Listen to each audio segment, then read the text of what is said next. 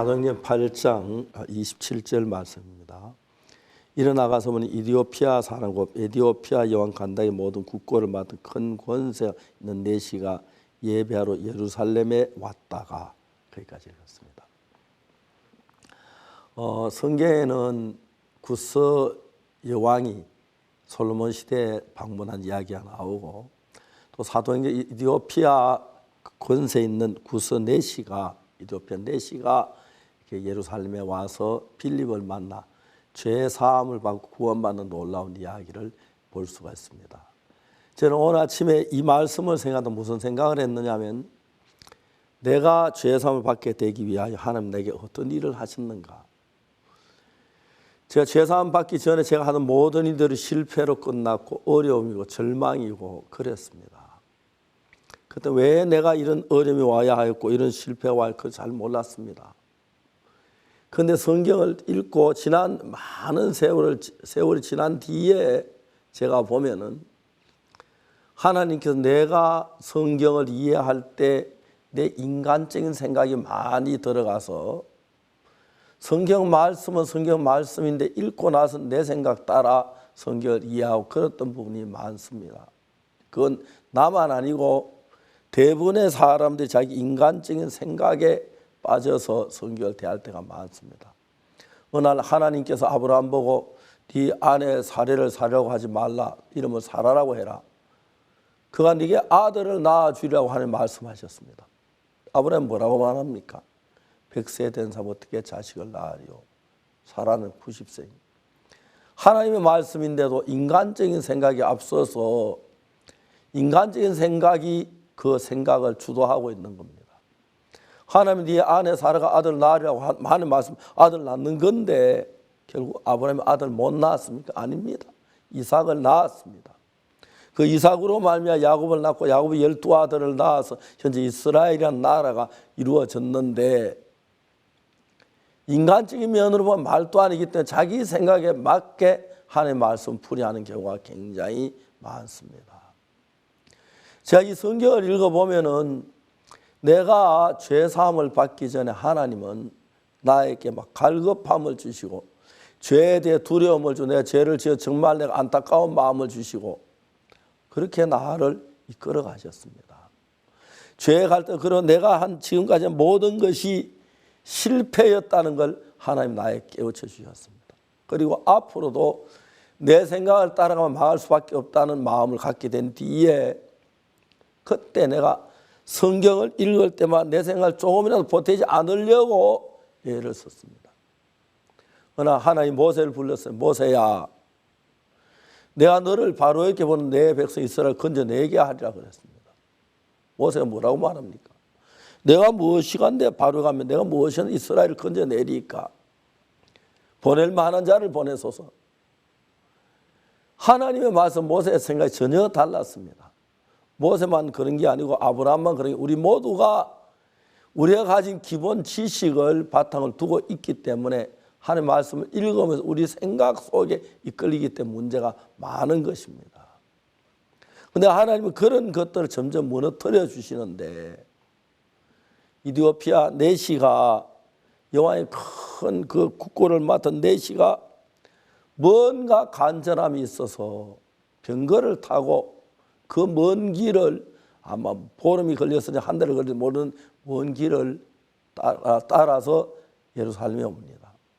예루살렘에 있다 이제 다시 이디오피아로 돌아가는데 마음이 너무 답답한 겁니다. 많은 제사장도 만나고 율법학자 만났지만 참 진리를 전해주지 못했는데 빌립이 집사 빌립이 하나님의 성령의 이끌림 받아서 예루살렘을 가사로 가는 데까지 내려가다가 구서 내시를 만납니다. 성의 병거로 가까이 가라. 병거가 막 가는데 달려갔겠죠. 달려가서 보니까 성경을 읽고 있는데 읽는 걸 깨닫느냐고 물어봤습니다.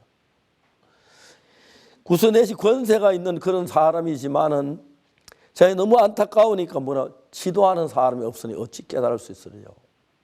병거 세우고 같이 타고 가면 얘기하자. 그때 이제 그 내시가 읽는 성경 이사야 말씀인데 53장에 제가 사지로 가는 양과 같이 끌리었고 하는 그 이야기인데 예수 그리스도에 가는 예언이었습니다. 그런데 내시가 이제 묻는 청컨대 선지자가 이 말은 누구를 자기를 가리키면 타인을 가리킵니다. 제가 사지로 간 양과 같이 끌리고 예수 십자가에 못 박혀 죽으시는 그 장면을 그린 한 부분의 마지막 부분인데 제가 누구냐, 선지자 자신을 가리키느냐 타인을 가리키냐 그 질문을 하는데 예수님이 이야기하기 너무 좋은 거예요. 이건 이사야가 예언한 된 것인데 그 예언한 대로 예수님이 오셔서 십자가에 못 박혀 죽으심을 당했다. 왜? 우리 죄를 위해 죽으시기 그때 우리 죄가 사해진 것이다. 이제 빌립이 내시기 차근차근 이야기를 하니까 내시가 그 사실 깨도 바로 이야기가 그리스도가 오실 것을 예언하신 이야기 이 예언대로 그리스도께서 십자가에 못 박혀 우리 죄가 사해졌구나 믿는 겁니다. 사탄은 간교합니다. 오늘 많은 분들이 교회를 다니지만 죄인이라고 그럽니다. 왜? 내가 죄를 지어서 죄인이다. 그럼 예수는 우리 죄 십자가에 못 박혀준 거 모르느냐? 압니다. 예수는 우리 죄를 못 사했느냐? 실패했느냐? 아니면 성공했다고 말합니다. 그럼 우리 죄가 없어져야 하는 거 아니야? 그 자기 생각이 들어가 보니까 예수 내 죄 죽었지만 나는 죄인이다. 그러면 예수 십자가에 우리 죄를 못 씻었다는 이야기인데 자기 생각 속에 사탄이 빠지게 해서 그렇게 이해할 수밖에 없도록 우리를 끌었습니다. 안타까워 정말 많은 사람들이 사단에 속아서 예수 십자가에 못 박혀 죽었다고 하면 어떤 분들은 심지어 그 피로 속죄함 얻었네 속죄함으로 찬송을 합니다. 하면 기도할 때 주여 죄인입니다. 용서해 주시오. 그게 입버릇처럼 돼버렸어요. 10년 믿어도 죄인, 20년 믿어도 죄인, 목사도 죄인, 장로도 죄인, 언제 제사함 받습니까?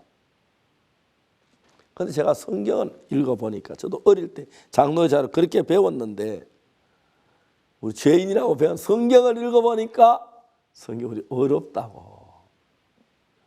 그리스도 예수 안에는 구속으로 말미암아 하나님 은혜를 값없이 의롭다 하심을 얻은 자 되었나이라.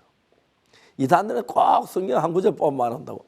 성경에 어렵다 하시는 이야기 얼마나 많은데요. 노아는 의인이요, 그렇지요. 믿음으로 의롭다 하심을 얻은 바 되었은지 의인은 믿음으로 말미암아 살리라.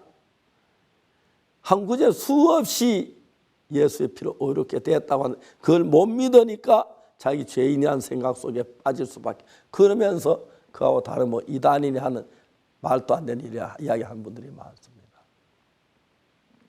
구스네시가 구원받기 위해 자기는 예루살렘에 가서 제사장, 서기관, 율법사를 만났습니다. 그래서 내시게 준 게 아무것도 없습니다. 여전히 죄 때문에 정말 공고에 가는데 천한 빌립이 하나님의 성령의 이끌림 만나서 그가 내시가 구원을 받고 변화를 입습니다. 내시가 뭐라고 말합니까?